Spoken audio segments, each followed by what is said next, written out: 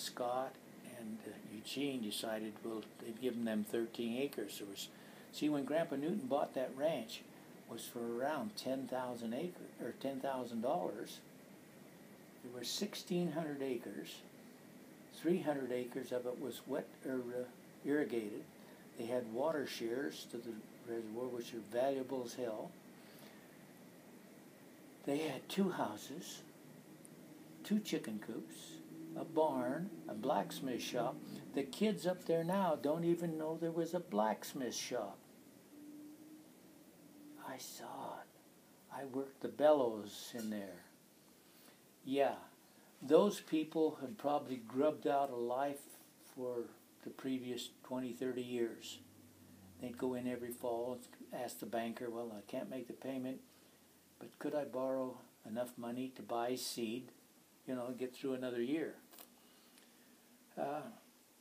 Rather than for the banks, rather than foreclose on a lot of them, they said, can you pay the taxes? Well, how much taxes? Well, they're $12. Well, yeah, maybe you can get enough together to pay the taxes. Then stay there, because we got so many ranches on the books. Because the majority of those ranches in Chalk Creek have changed 2 to 3 times in my lifetime. I used to listen to that old man. To me, he's God. He's God. But then a lot of people think I'm crazy. It's all right, what you think. Everybody has an opinion. They're like rear ends. Everybody's got one. There's a picture of Uncle Steve, who would be, let's see, there was Jim, was the oldest boy, then Florence, my mother's sister, then my mother, then Eugene. Steve may have been just 2 years older than your dad. There's his wife, they divorced. There's his son who's still alive, young Steve. This is when he was in the World War II in the Army. I could tell you stories there. He's up in Fort Lewis, Washington.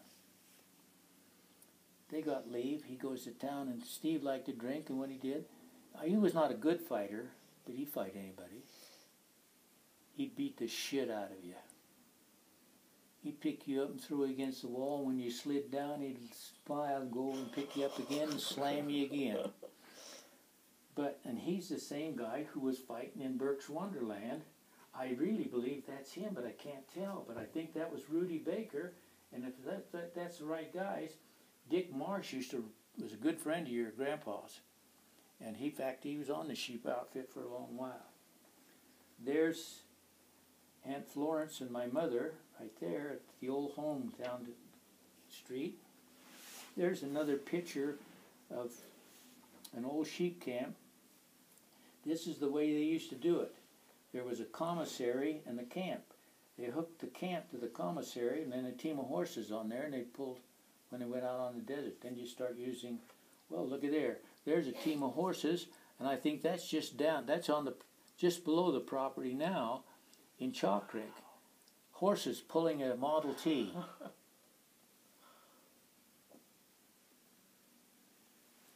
Let's see. There's how they used to put hay up in the old barn down here. There's Scott and Ralph. Or not Ralph, but George. There. There's how we used to haul hay. It was all loose. You cut it with a team of horses. And my dad's calling me. I'm sorry. Well, say hello to him. Yes, Father? Oh, are you there yet? Yeah, You're we're a here. jackass. That's what you are. Hey, I'm sick of my tongue out at you. Okay, you found it. Yep. Yeah, goodbye. Bye. You want to make sure his baby girl made it. Yeah. But yeah, that's how they used. You see, there's only one horse on there. There's the tongue of the wagon. So just one horse was carrying that whole load? No. Okay, I was going to say. When you came into the barn with a load of hay, usually we backed in the middle, but the barn's full of hay. It's a long story. You don't know what a Jackson fork is. No. You would back that load of hay in there. Then you take off one of the horses, and you rode her, because if you're putting the hay on this north or south side of the barn, then you hook the horse to the a cable outfit, and you could this is a big fork, a Jackson fork, big tines. It's about this wide, and there's about 4 tines on it, big ones, and you hook it down in there, and then run it down, and then you'd snap it closed. Then, okay, take it up. Then you start the horse up out here, and raise that up out of the load, goes up to the top of the barn, and then it would go along the railing there, and the guy who's up there stacking, he'd pull the rope, and that would trip the trigger to drop all that hay there. That's how you unload it. But that other horse, I got to spend my younger years riding Bridgie, the Derrick horse. It would take so much time to tell you all this, and how much of it you want to hear. See, there's where I took that picture of Grandma and Grandpa from. There's pictures there. Well, there's a bigger one of them. There is the old cabin as it was probably 20 years ago. There's your Uncle Scott there, and his first wife, Jerry, my mother, and Aunt Florence. And there we're standing in front of that. This is the old cabins there, see? And that's all that's left there. And I always thought, what the hell happened to the top to it? And it never dawned on me when I was a kid there. Okay, Right. who cares? We're living in the camp. What happened to that? But I ought to go get the pictures, because one of these days there'll be some problems over there, or up there, and I think I pretty well. Those are all pictures of. What the hell? Oh, that's the old house down here at the street. Mm-hmm.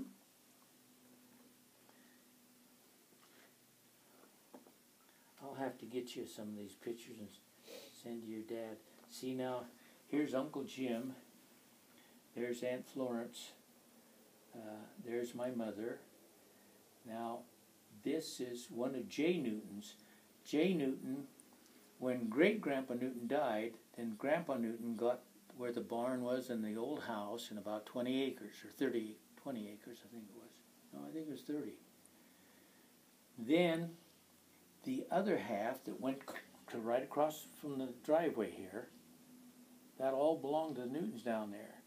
$5,000 for that. A house, a giant barn that had buggy sheds in it. It'd probably cost you $250,000 today to build it. They got for $5,000.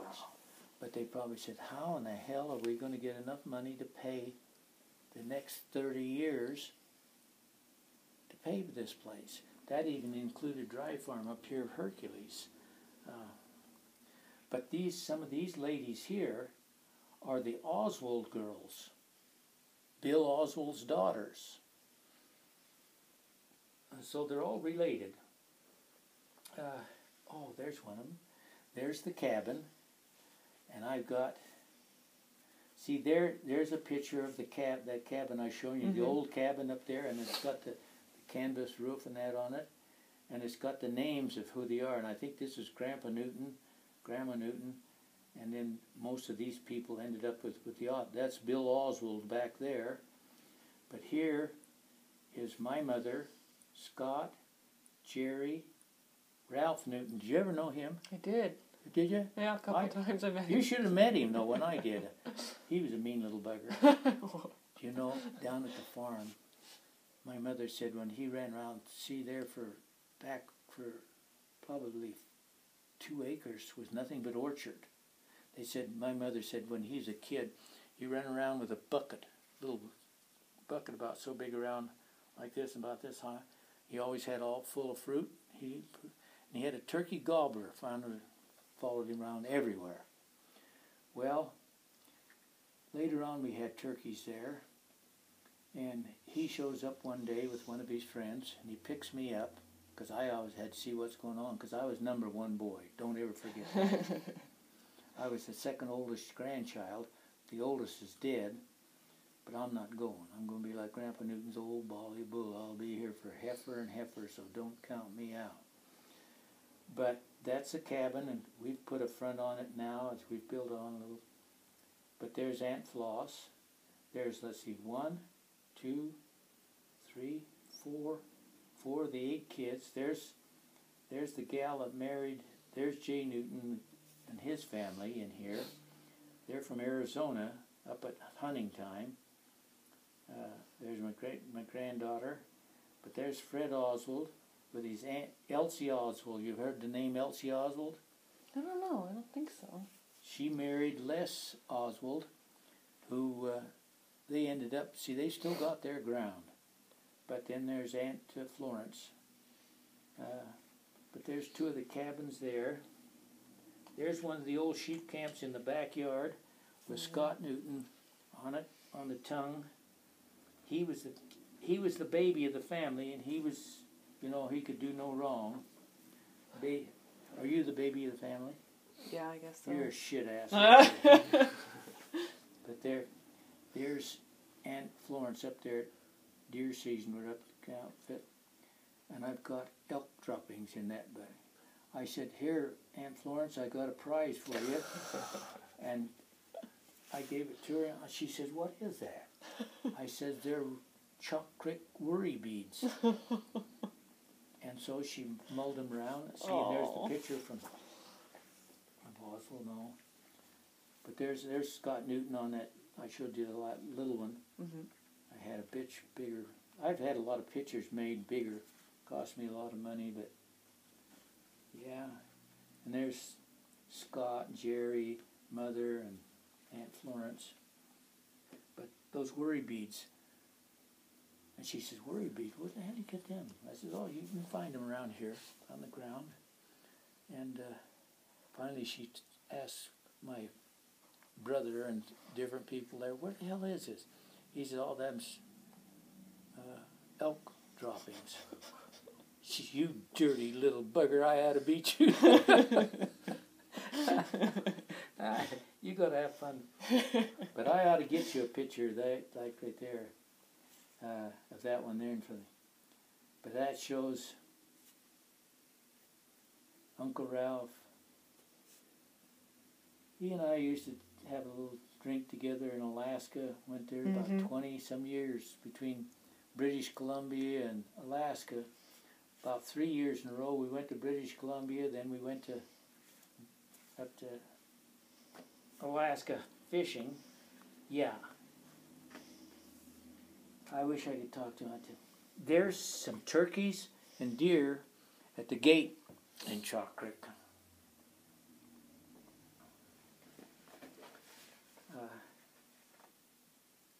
These pictures here, a lot of them I've just had made bigger is all.